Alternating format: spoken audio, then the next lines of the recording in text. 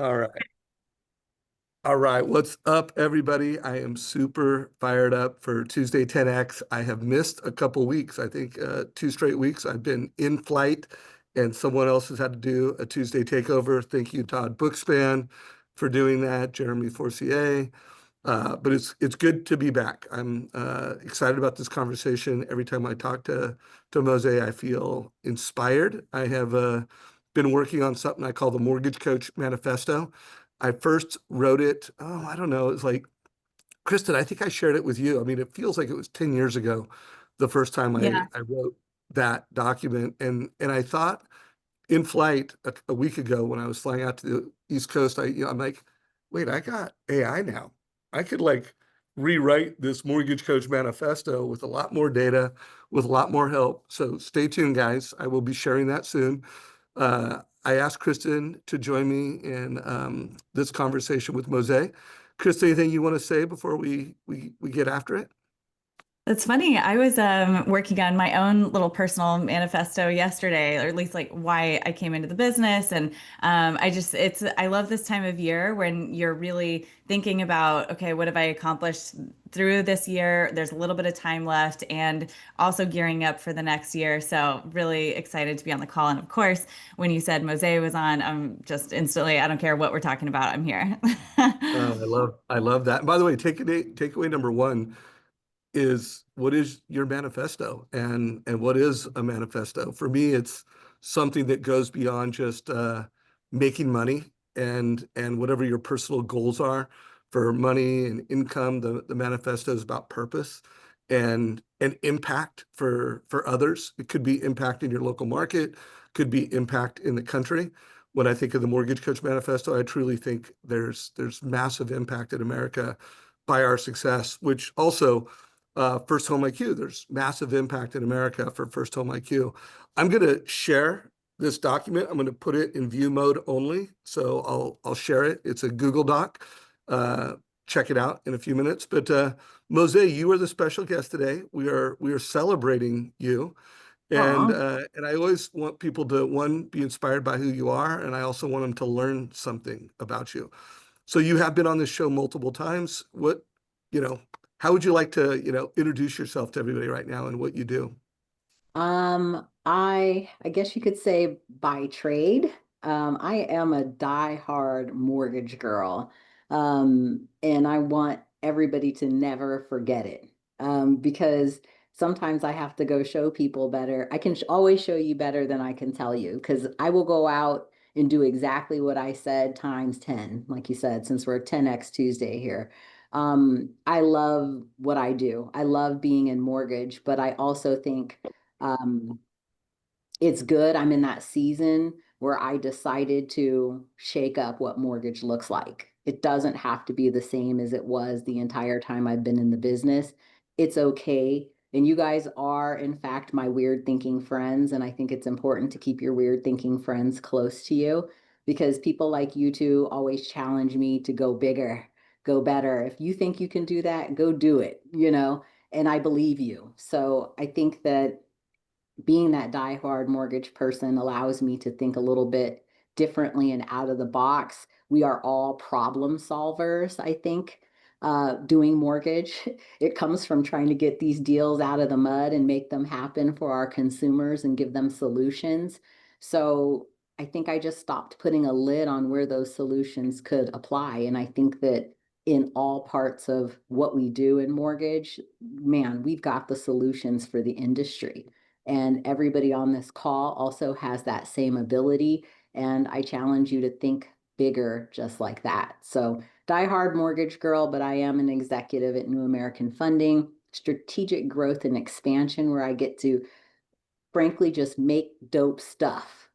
I get to make dope shit at work every day, which is amazing, and take some of those ideas that I have for my own business and really apply it and give it to everybody that's out there. So I'm living my best life being able to do that. And just like you, Dave and Kristin, sharing that is what gives me a lot of pleasure, at this stage in my career and not just keeping it to myself. I love that. And when I first met you years ago, you were doing leadership and you were speaking, but you were a real big producer. I know right now you're doing around 50 million a year in personal volume. So guys, this is a producing executive, someone that still stays close to the consumer, still helps consumers buy homes, refinance homes. What was your biggest year as an operator, as a loan originator About a or hundred, volume about wise? 130 million, maybe about 400 units, I think I did in 2021. So so Yeah. someone who knows how to do a lot of business, Yeah. someone who's an incredible communicator. I want you to, one of the things I ask people, the theme of today is close the year strong and win even bigger in 2026. And so I want you to think of a year, a season, or a moment where you went from either struggling to killing it, or you went from I'm a good loan officer to like I'm a top producer. Like, was it a specific year? Was it a specific book you read? Was it a moment? What was it when you went from that next level? You had a breakthrough. Anything come to mind?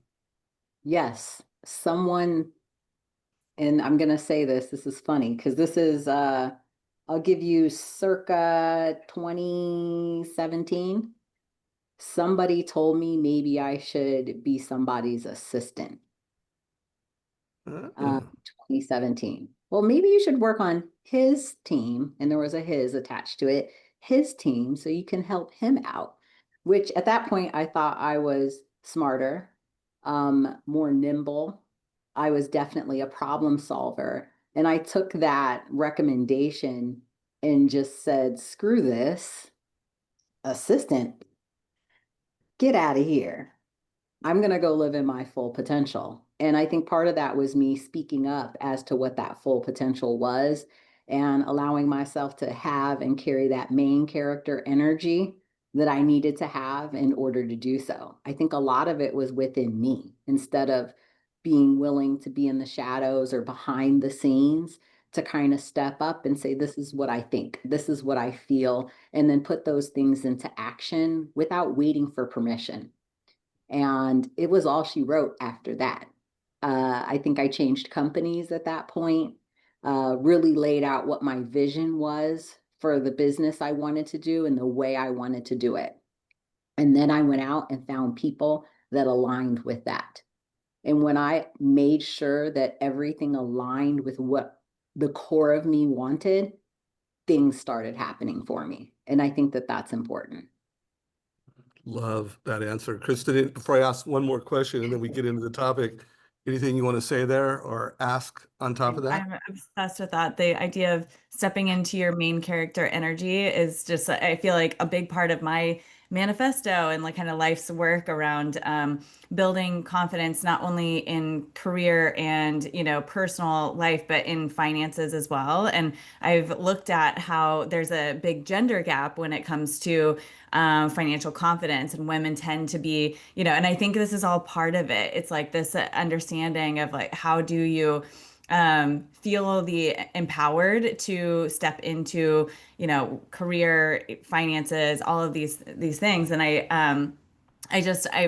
want to, I guess, double down on that. Like, what does it look like to step into that?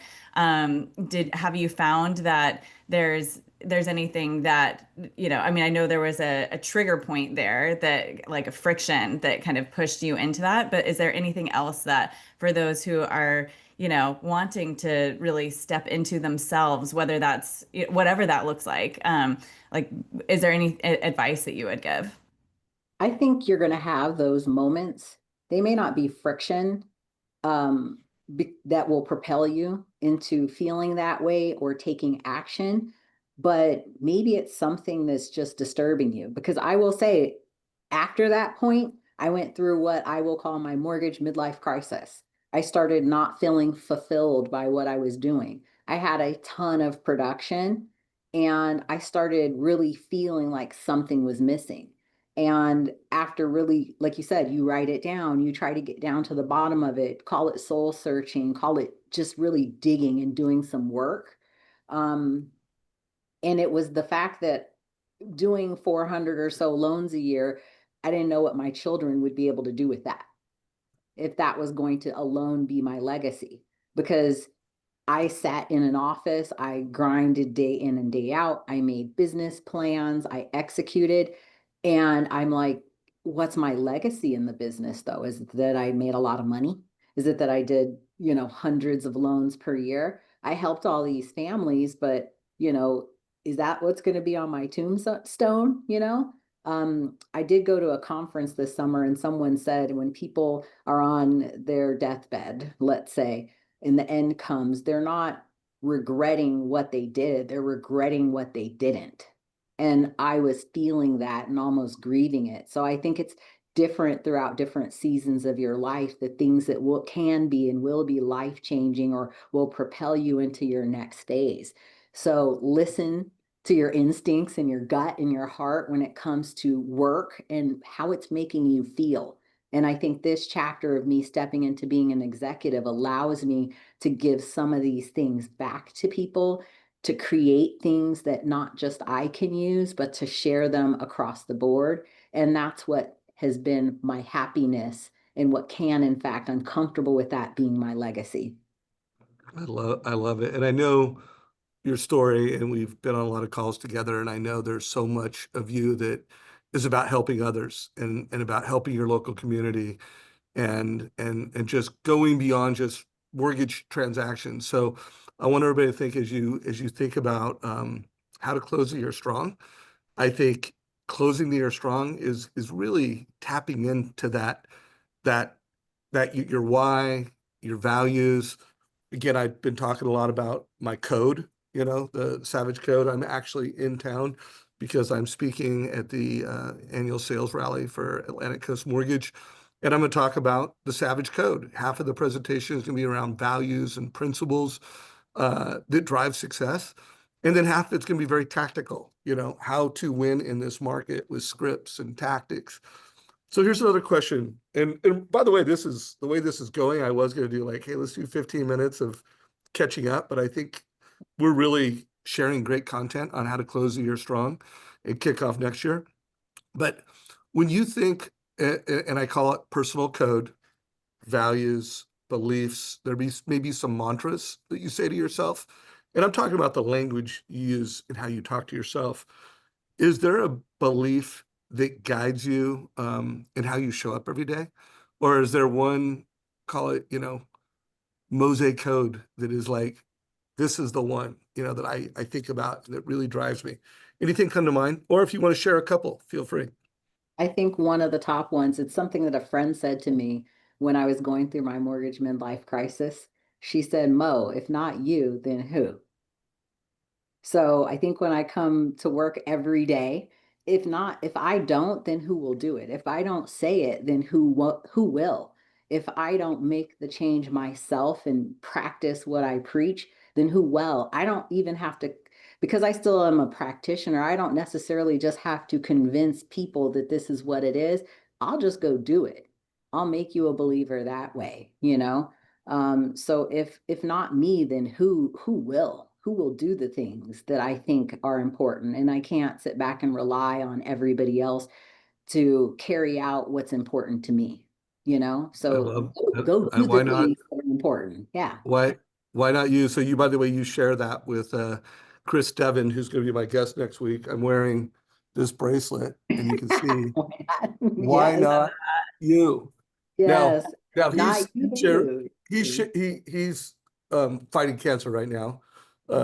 So part of this bracelet is like, why not you? Why not Exactly. us? You know, WGT, we got this. Yes. PVC, positive voice choice.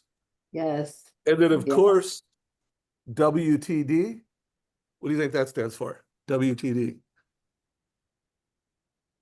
Win the day. Let's go, Oh, Chris Evan. You're on the hot Yeah. seat next week. Um, It's amazing. Chris, anything you want to say before we transition? We just start getting into like Mosi's vision on closing strong and winning next year. Just actually, this timing is insane.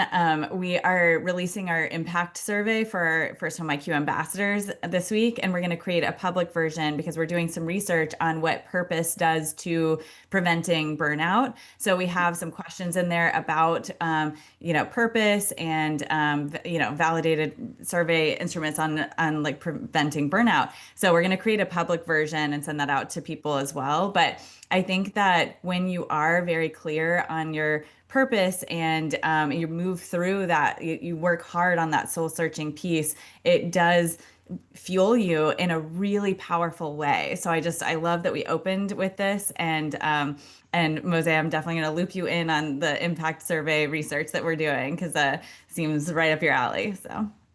Yes, burnout can be real in this business. So I think just stripping everything down in my life to what authentically was me, what I wanted out of the business. And I feel that it's okay to assess yourself every 3 to 5 years and make sure you're aligned. Because when you're out of alignment, everything seemed so much harder in that moment for me to do. Even though I was crushing it, it's like, okay, it's kind of, I was dreading coming to work almost like, man, I got to go to work. And that's when I knew like, okay, something's wrong here. What's going on with me? And to be able to find what that was literally put the spark back into me doing business and being able to help others and do the things that are ultimately most important to who I am as an individual on my So terms too. on your terms, right? So by the way, I don't want you to put this in chat. By the way, if you want to put it in chat, put it in chat. And if you have questions, use this chat feature. But on a Yeah, scale of 1 to 5, 5 being I am fired up and I'm winning. I'm winning and I'm fired up. I do think as you close the year strong in a way that you're going to win next year, you should have the self-awareness of where you're at. Like where are you at emotionally? Where are you at from a success standpoint? And as we close out the year, I at least from my perspective and how this conversation is going, self-assessment is important. And then also just a belief that no matter where you're at, if you're a 1 or a 2, the belief that you can be a 5. It's just a question of decisions that you need to make. It's a question of your code, like having a code, living a code. My guess is if you're not winning and fired up, you either aren't clear on your code or you're not executing on your code. I love So that. so so you kind of helped pick the topic and the headline for today. Well, no, you totally picked it. I actually, wordsmithed it, but it was in 2025 strong, start 2026 stronger, and a conversation about energy execution. Like those were your focuses. So we've got 100+ people live on Zoom. We're going to have hundreds of mortgage advisors watch this on YouTube. What are some of the things you think people need to think about when it comes to closing 2025 strong? Number one, I know we're rolling into the holidays, but honey, it is not time to go on vacation. Don't let your brain start shutting down. Don't let the people you're around, um, start saying, oh, let's go to dinner, let's hang out. And you are taking yourself out of where you need to be in your business. This is an amazing time of the year to double down, like Dave said, on your code. And I do believe one thing you said is, where are you at on a scale of 1 to 5? If you're not at a 5, then realigning what that looks like might be important. Maybe putting the focus into something else, some other attribute in your business would be a good uh, time to do that right now. Everybody is not off work. Those who are off work think they can coast into next year. And to me, I'll just slide in where they're lacking because they're on vacation. They're watching Christmas movies and putting up their tree right now. I'm not. I am doubling down on the things that I want to have executed now and next year, and the work starts today. It starts right now. Who are you contacting? Who are you talking to? Who are you getting in front of? That makes the difference this next 2 months. Everybody is not off work. And if you book those appointments or meetings or Zooms or whatever it looks like to get in front of your audience, you're the one that's talking to them when everybody else is going dark. So it is planting those seeds for what needs to happen and how your first quarter will just pop out on you and be amazing.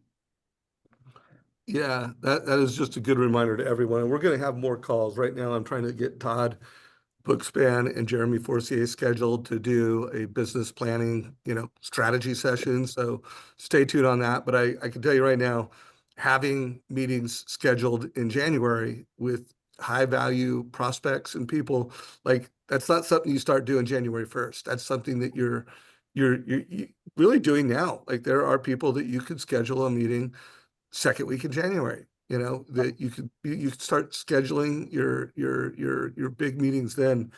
Um, what else? What are some other things I to think close the year that strong?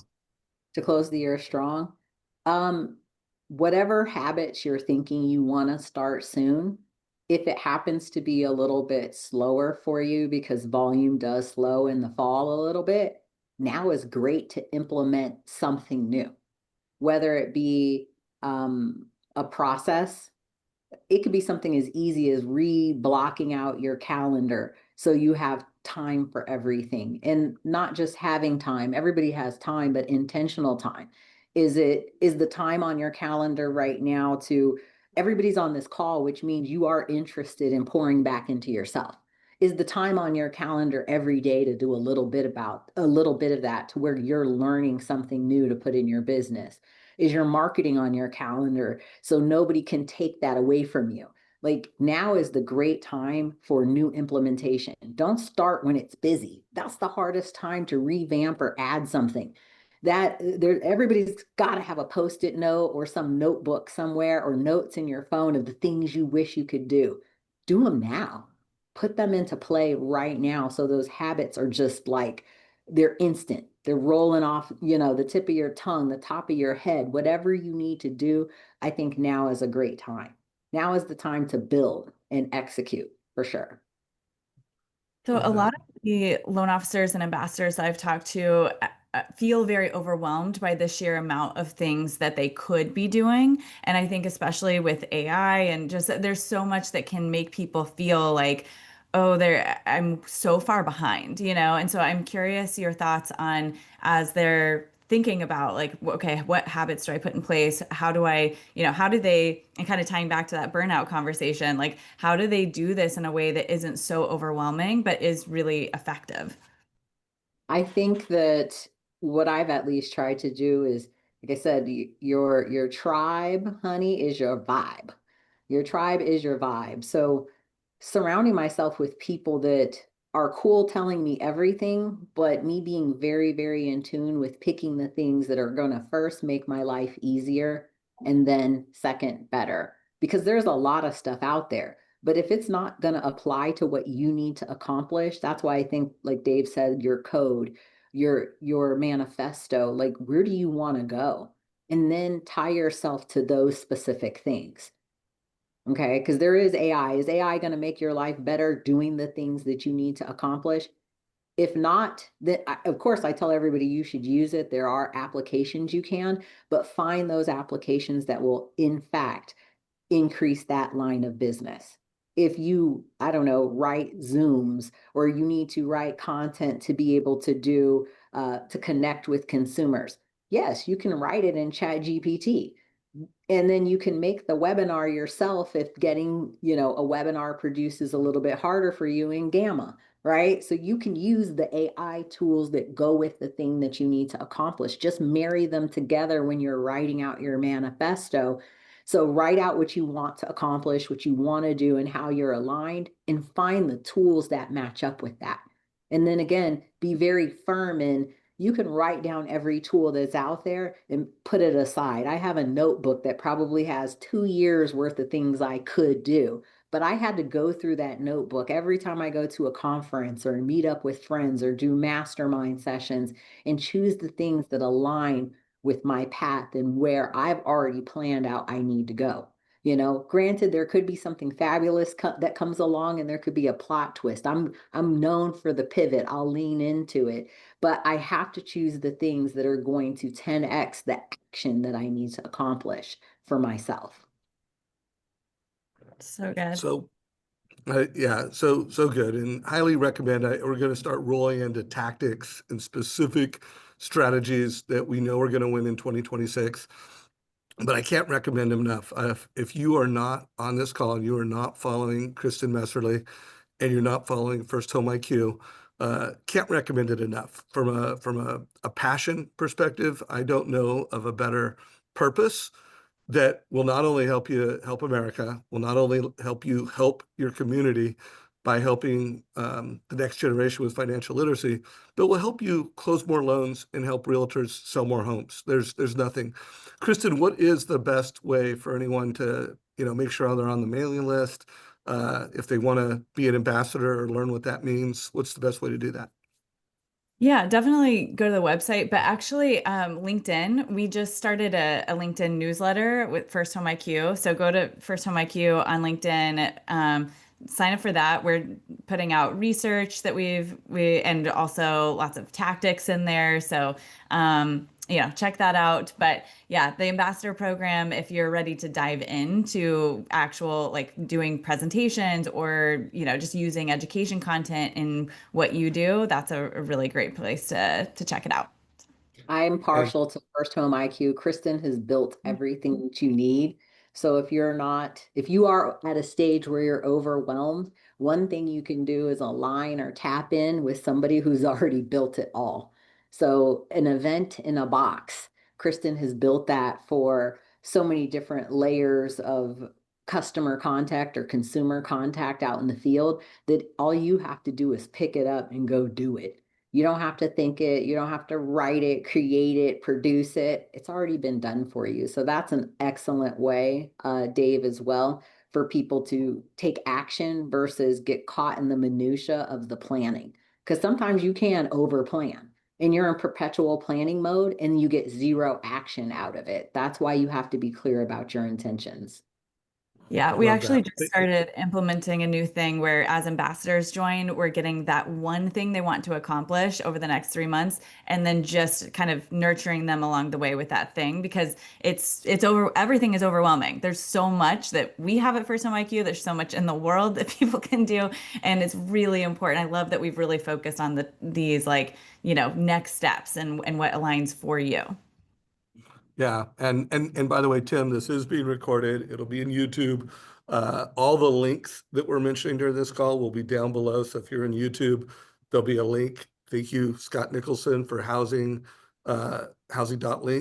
And within that link, all the links that we've mentioned will be there. So check that out. And by the way, that's one more thing. I love that First Home IQ has started that one thing because it's not about just giving people content, it's helping people get the one thing done.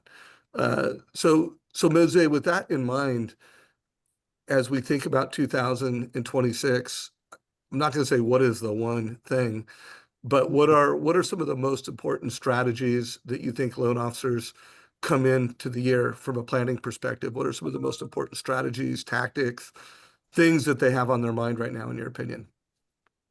I think going into 2026, it's important to not limit where you can show up when it comes to mortgage, and be able to earn business in mortgage. I think going into 2026, I'm thinking very, very differently. And it's not, the one-to-one works, but the one-to-many works very, very well for, your earning potential, for reaching more people. So understand that you can show up in more places than just, for instance, going to try to meet realtors one-on-one and have a lunch and pitch how you can be a great partner. You can go to businesses on larger scale, which is one of the things that I wanted to focus on. There's such an I guess, influence on everyone right now. I think the media, in one sense, now has made our job easier. The media is spinning that there's a housing crisis. Dave, you've been saying it for years. And now we've got everyone's attention because of the media. So you can really catapult a lot of things in your business off of what the media is already spinning for you. And this time be able to use it in a positive sense. There's not anyone who has turned on a television, opened up an app on their phone, and not seen the things that are pressing about housing. So now everybody understands what that pressure is. And you can now go out and be the, I guess, the pressure release on that valve for so many people, specifically businesses. Their employees need a roof over their head. Can you now apply, show up at a business and tell them how you're going to help their business be better by helping their employees understand how to have a stable roof over their head, to think about housing a little bit different so they have great workers, great future managers, and their business grows and they can retain people because they have everything that they need, and not just, it's, to me, housing in some shape or form, whether it's a rental and maybe eventual ownership, is just as important right now as health insurance and as a 401k, Dave. It really is. And the media has helped us get everybody's attention. What we have been saying in our small circles about the need to be out there and teaching and educating and letting people know more, now everybody knows. It's bubbled to the surface. So one thing that I feel you can't do as an LO or as a practitioner is miss out on what they've bubbled to the surface for us. You can just go take it now because you can get in front of them and they've been introduced to the cause. You just have to tell them the use case for their particular business. So, Mosi, if you were going to call a business, I would love to hear the talking points, the scripting that would help other people, because sometimes it's just the confidence of what to say. So, literally, like almost like we're role playing, what would you say if I was, ring, ring, you called me? How would you open it up, and how would you get into a conversation with someone at a business? I would say, hey, Dave, great to talk to you. I would like to know if you would like some free assistance with being able to help attract new employees, retain those employees so your profit margins can go up, and be able to ensure that your future managers are right there in-house at your business so you can thrive in the future. Would it be great if I can give you that free benefit for your employee, for your business? No one's going to say no because it's free. It literally is free. Us coming in and doing FirstHome IQ presentations to the workers, for the workers to have a little bit more comprehension and confidence around credit and what they need to do and what the housing market is doing, we can bring clarity across their business. And yes, mortgage can be used in order to help recruit people if that employer wanted to set up some type of down payment stipend in their benefits. We're the practitioners, we're the professionals, we've seen it all. We work with down payment agencies. We can tell them how to write their own and get subservicing for it. We should be out there right now offering this. My pitch was to I got in a couple of HR representative groups.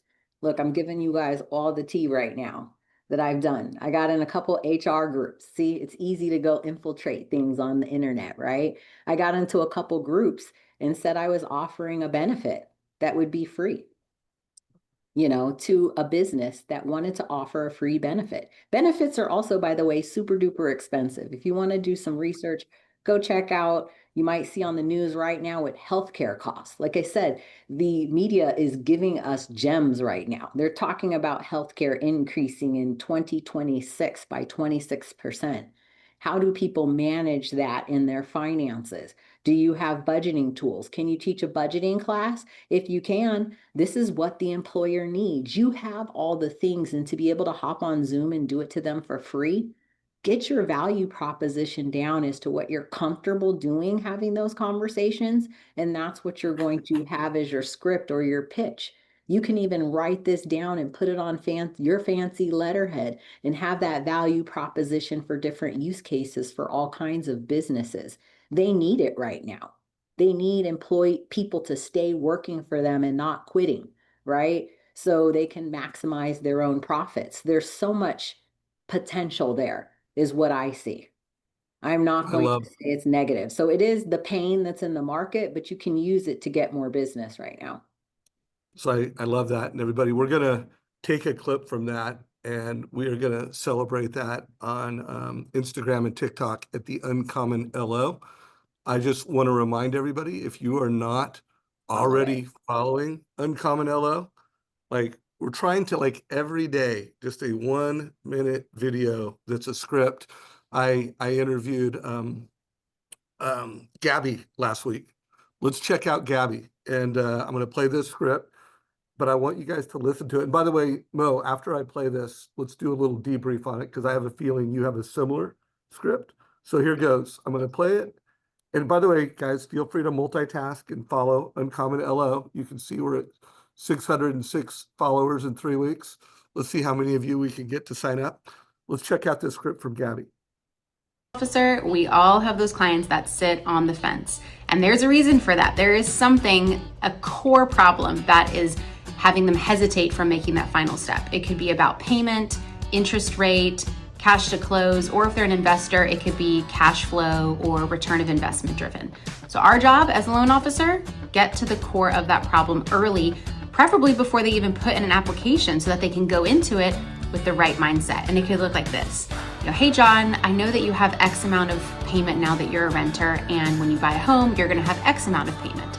And I understand your concerns with this, but I wanna have you look at the bigger picture and everything that comes with being a homeowner. Did you know that the average home in America appreciates 4% year over year? And that's a low average compared to years past. So a simple change of conversation like that could be the difference in shifting somebody's mindset from looking at it as a payment driven rather than looking at it as a future net worth that could be theirs. So try this next time that you have a fence sitter and change your mindset from being a renter into being a homeowner. So love that, guys. So make sure you check it out. And Mo, you have lots of examples. And it actually reminded me because it's all about changing the frame, changing the mindset for consumers. How do you, for one, how did you like this, the message in the script? I loved it because we do have to tap into that. I feel as far as earnings in your business, this is a great time as well. I think that we are making decisions for our consumers instead of getting to the root of what their needs are. And that video was perfect at finding out what the problem was so you can attack it more head on and be able to come up with those solutions instead of letting it fester and not really knowing what to do with it because they don't want to move forward. So I think that was an amazing example of that. And it might just be the gold that's sitting in your past pipeline that you can go back and reconnect with people on and find that way for them, that solution for them that they can get off the fence. I know you've got so much experience with down payment assistance and the language you use, how you frame it. Would you mind kind of doing a version of how you open someone's mind? And again, you don't call it down payment assistance. I think you Yeah. call it other people's money. Yes. How would you like to leverage other people's money? But would you mind just doing a version of that for folks? Because I do think that's going to be a big strategy in 2026. It is getting people off the fence because right now, if you look at people that are not purchasing, that are sitting on the sidelines, for instance, you got to get down to their why. Are they afraid that their employment could be cut back, their earnings? Are they maybe afraid because they have money, but they just don't want to spend it all because maybe they have those plans that we didn't ask about on a mortgage app? If we go beyond that mortgage application because their fear or their pain isn't in the 1003, we can really set up a strategy for them. And I feel that down payment assistance is a strategy if you uncover what they want to accomplish. So many people that are great earners with down payment assistance going up to like 140% of AMI. In Las Vegas, because I'm here in Nevada, the state's down payment assistance income limit's 160,000 for a family of two or more. That's an amazing wage in Las Vegas. So it's a matter of me getting down to what's their pain and why maybe they don't want to purchase right now, or me just asking, what would be the thing that would stop you from buying right now? What would deter you? And finding out what that is and just dealing with it before I get to a stalemate in the process, and introducing them to how maybe getting a down payment program might be able to help them offset some of those things so they can use that money, keep their own for just having a nest egg because it makes them comfortable. B, maybe they have children that are going to need to go to college or something they're going to need to pay off. Or you know what? Let's be honest. Maybe they just want a vacation and not change their lifestyle. And that's the thing that might be, just sitting on their shoulder saying, don't buy, keep your money in the bank. So it's giving them solutions for those things and not thinking about down payment assistance the way it's typically advertised, because we've advertised it as people who don't have money can get money. And it's beyond that. It can attribute to that missing middle, that group of people that are great wage earners, have money in the bank, but simply they're trying to be more fiscally responsible in these times. They do watch the news. They see what's going on. They know that things are a little bit more expensive. So if you can give that to them to safeguard their savings, I feel, and I use MortgageCoach. So I'm always giving somebody multiple options. If they fit within the guidelines of down payment programs, I give them a down payment option in that total cost analysis. With, everybody's going to get two options from me, just so I'm covering all the bases for what might be their fears or what might stop them from purchasing. Love that. And Kristin, down any payment programs direction? you can buy down the rate with down payment programs now too, in a lot of cases. So it's like, okay, leverage the seller incentive. Talk to them about ways that they can have it all right now. It used to be down payment might have to have a higher payment or something of that nature. What if they get the great rate, the great payment, and they get to keep some of their money in the bank? Like, proposition it that way. I think it's an amazing look for them. And at least, even if they choose to not take that option, they know that you've got their best interests at heart and you're here to give them everything that might be out there. And it stops them from shopping you.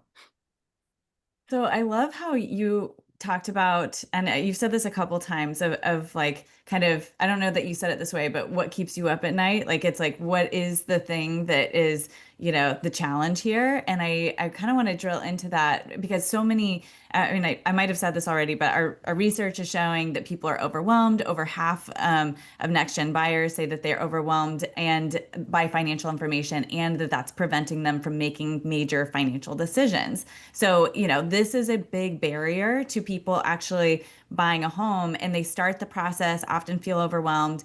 And many people, despite having so much information, don't know about down payment assistance programs that are available to them.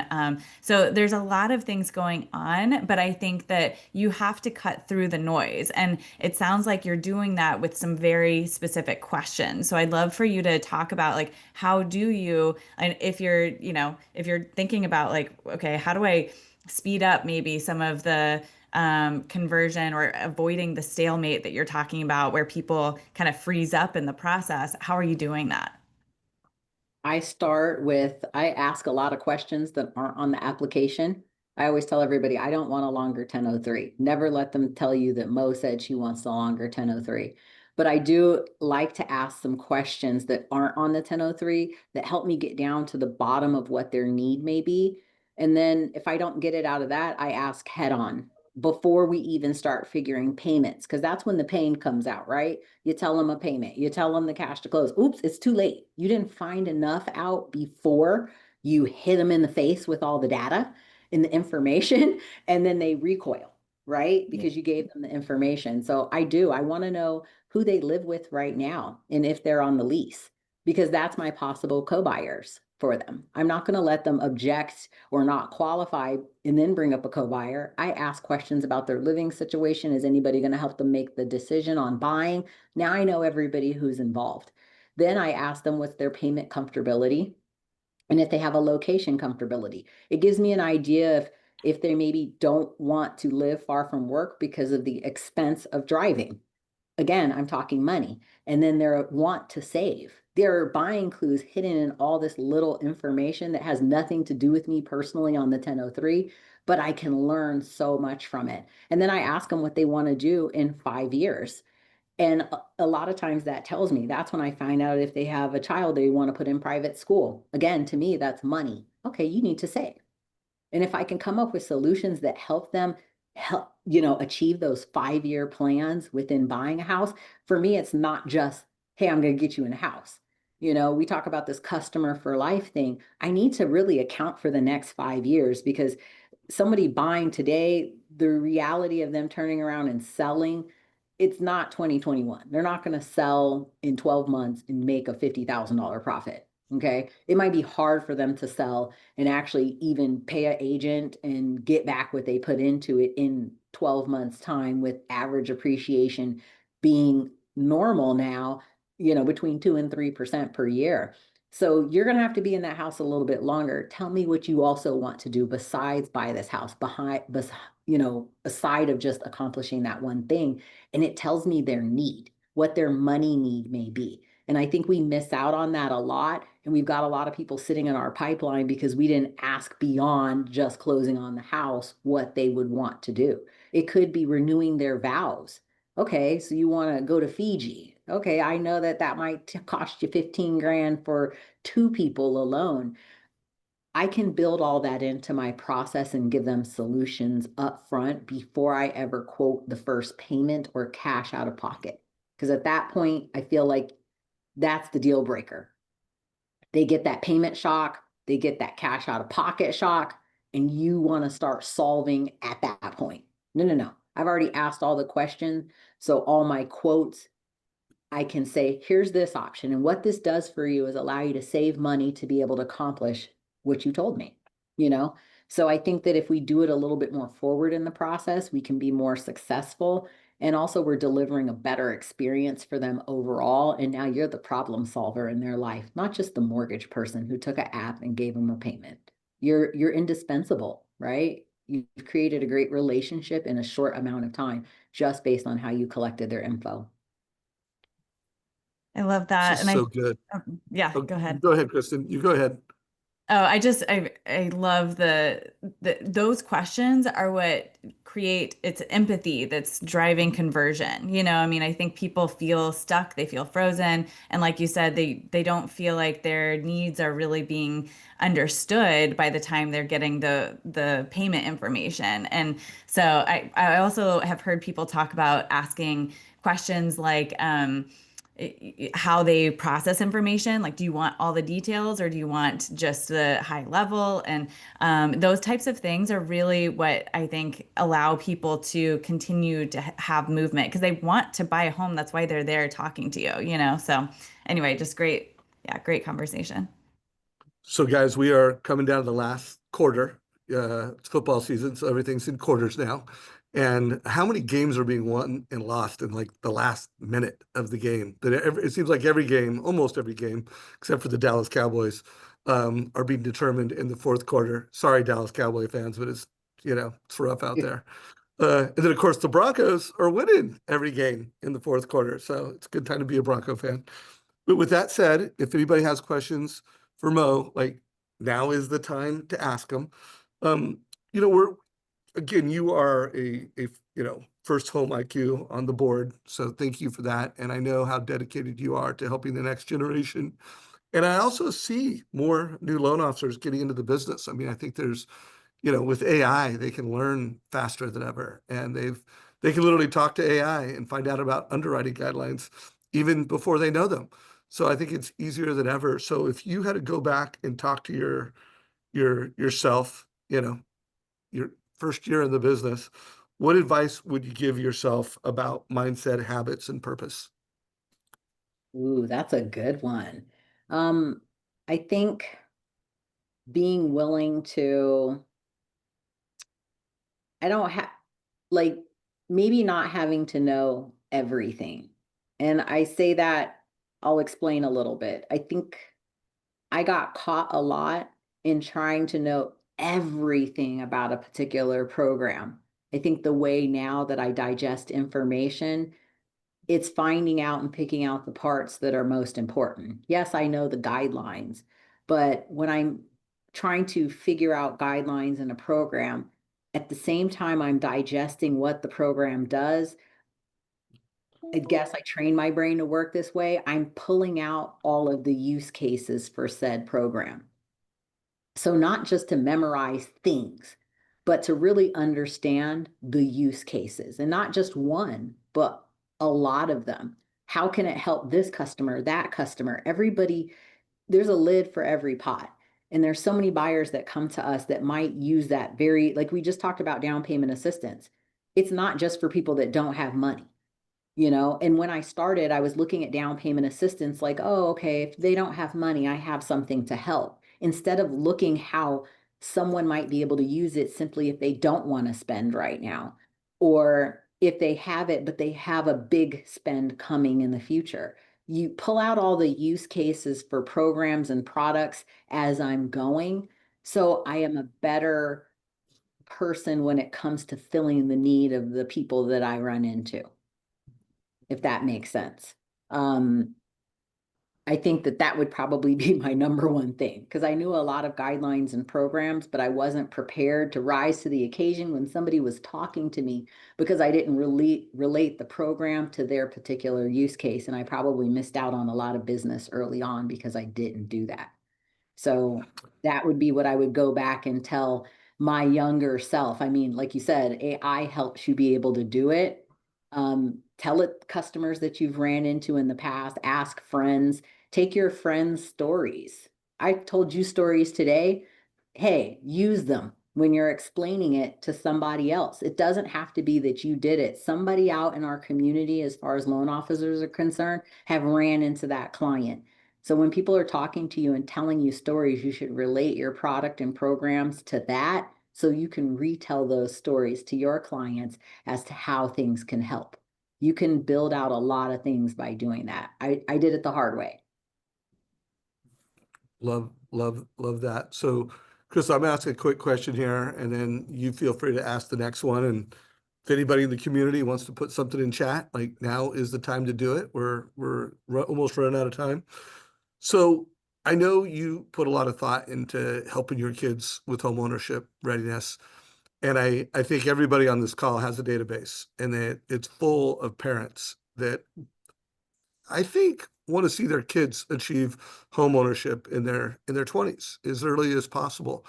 What if you were talking to a parent as a mortgage professional, and you were trying to advocate to help the next generation get into home ownership younger and faster? It doesn't matter what age. I mean, let's assume that they're not 5-year-olds. Let's assume that they are high school, college age, kids. What would you say to a parent? Like what would the conversation, how would you counsel them? How would you inspire them to do what you did with your kids? I think I would just tell them, hey, we have so many options and it's never too early to start. Bring your kids with you. If it's my first time talking to them, bring your kids with you. They can learn a ton. We can just talk about it. I'll invite them to my Zooms, tell them to invite their kids. I'm doing this event on this day. Have your daughter hop on. It's never too early to learn. Have her bring a friend or two. I think the more exposure that they get to it, the better that they will be. And bottom line, as a parent, I know we celebrate when our kids get homes and maybe they move out, but I'm also very, very happy because my children are more financially stable. They understand how money works. It's not just that they got the house, they can sustain it. And they're not calling me to bail them out. Like, I think that that's probably more of the happy point of me being a parent, that my daughter was able to close on her first home at right before her 23rd birthday. But she also doesn't need mom to pay her house payment. She knows how to manage money. She knows, and she's aware of her credit and monitors it and knows the things that affect her credit. And I can also lend to them that, I'll be honest, I didn't know a lot of those things until I got in the business. And my children know because I'm in the business. So all it takes is, because you know somebody that's in the business, you know me. Now we can put your kids on game so they have an advantage in life in general as well. So you have to let them know you are the bridge, for that gap in what they are learning in school or not learning, to be more specific, in school, and what they can even teach. It doesn't take them to be the financial guru. They know one. Bring them along for the ride. Let's go. So everybody gets some of this and can take it going forward. You've been really creative about how you have built community, I think. I mean, and maybe it doesn't even feel creative because I think a lot of times you're thinking very practically. But I would love for you to share, maybe some of the efforts that you've taught through your leadership at NEF or, to your teams on how to build more community and build their database in ways that are maybe natural to them, or being more inclusive and creative around how to reach into groups that are in their communities. I think number one, my first goal as an LO, I put aside that my first goal is to just do a loan. My first goal is to grow my database. Every single person I come in contact with can go in my database. That means they're going to be a future opportunity for a loan. So my number one goal is to get out and to talk to people because I feel that we do a lot of things. We aren't just doing refis. We're not just doing purchases. We're not just doing home equity loans. So change the way that you proposition your value prop to other people. I tell people hey, I do home buying assessments. I do pre-purchase counseling. I help people refinance, realize their potential in buying a home, and also leveraging the equity that they have. Hi, do you own right now? And I can just roll into it. I feel that what I do encompasses all those things. So every time I have a chance to be in a room full of people, I can grow that database and then I can splice out the opportunities from there. So first for me is meeting people, grow my database, because those are the opportunities that I have going forward to reach people. And of course, I'm teaching along the way, but go anywhere that you can be heard. Call a friend. Ask them if they know of any events. Go on Eventbrite. Call the event organizer and ask them if they have tables. The more opportunities you have and you perfect that pitch and that value prop of who you are, you can't show up today and say, "Hi, I'm Mosi and I do mortgages." That sounds really weak and lame, right? So you have to know really where you stand with people and the value you can give them beyond just closing one loan. And I think that it allowed me to be able to tap into, I have no fear, by the way. I mean, what are you going to do? Tell me no, and I'm right where I am already. So I will ask, I'm going to shoot my shot. And I'll ask to be anywhere, whether it's a nonprofit doing an event in the community. Hey, do you have someone, that works in mortgage coming? Do you have any other spots? Let me tell you what I do. This is how I grow and help people, you know, and it is by teaching them their potential in their credit so they can have less expensive car insurance, better rental rates, better execution when it comes to buying things. That's what we do as loan officers. It's not just relegated to mortgage. And I think that if we say that or do that, we are playing small. We help so many things in people's lives. And by doing that, you get a database. And then now you're their person. And from there, yes, you close loans. And that's what I became good at, to be able to close hundreds of transactions a year. You just have to be people's person. And that includes a multitude of things when you're a mortgage professional. Love, love, love this. So Kristin, you share your closing thoughts and then I'll wrap it up.